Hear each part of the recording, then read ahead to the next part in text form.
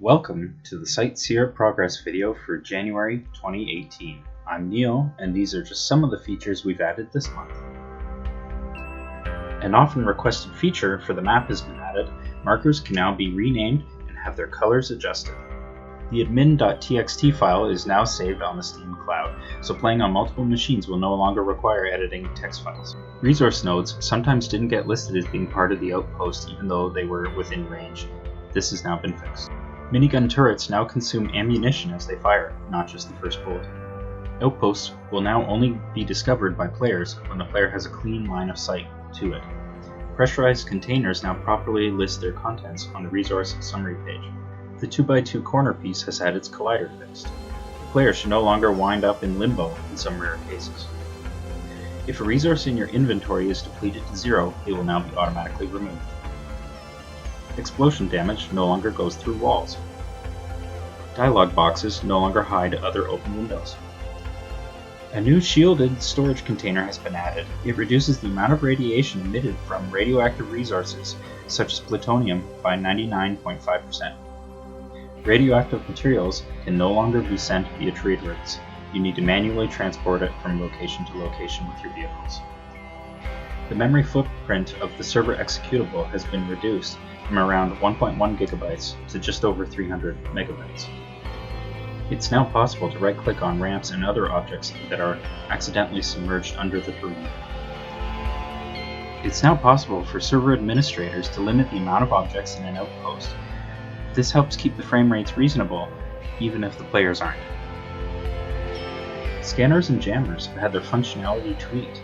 There are now passive and active scanners. Active scanners are the ones externally mounted on your vehicle, while passive are internal. Jammers now only block passive scanners.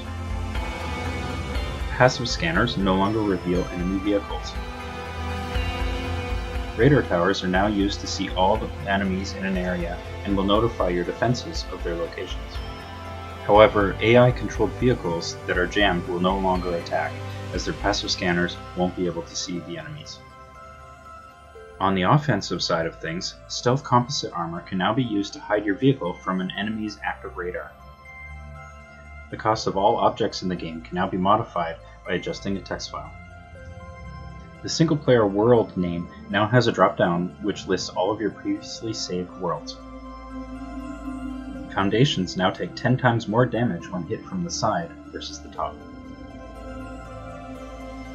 If the fragile server option is turned off and a foundation's health hits 10%, items on the foundation will take damage. A right-click option is now available to server administrators, which can be used to point to a website. Trade routes will no longer throttle when trading between outposts in the same faction.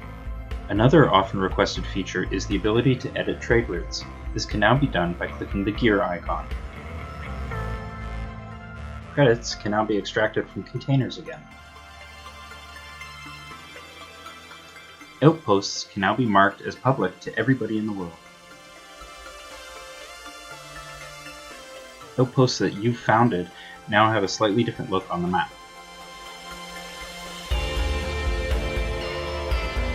Water levels can now be adjusted when creating a new world. They can be set between negative and positive 1, with 0 being the default. Type /setServer space water equals followed by the number to adjust the level. Now for the largest new feature this month, Steam Workshop support is now built in. This allows you to create or download any number of mods created by the community. Uploading your own creation is as simple as right-clicking on the item in a list when the game first starts up. Clients connecting to servers with mods installed will automatically download the files from Steam. The first mod we made is Racetrack. It's exactly what it sounds like. You place checkpoints to set up custom tracks for you and your friends to race. The second mod is a little gift to Windward players. There are now 2 boats from Windward available in Sightseer to have fun with. They work just like other vehicles in the game, but their weapons are much more primitive. That's it for this month. Over the next month we're going to be working on an early game tutorial system, and we're planning on adding some features such as raidable outposts, a task system to complete quests, and some more world customization options. If you would like to keep up to date with all the features we're adding, we have a changelog which is linked to in the description, and if you have any questions for us, we're usually available on the game's Discord chat. Thanks for your support, and see you next month.